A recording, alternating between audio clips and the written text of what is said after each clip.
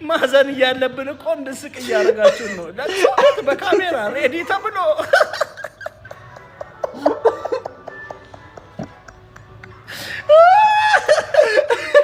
እንግዲህ አጣጣም ሆነ እኔ ዝቅ ያለው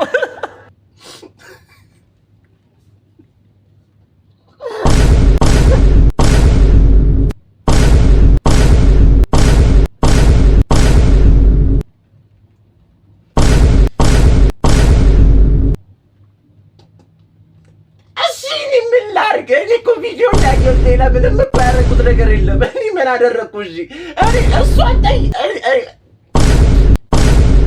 ብቻ ውይይት አለን ልንወያይ ነው። ቤተሰብ ፎሎ ማድረጋችሁ እንዳትረሱ። በሰላም ከተመለስኩም ተመለስኩ፣ ካልተመለስኩም ፎሎ ብቻ ማድረጋችሁ እንዳትረሱ እና እሺ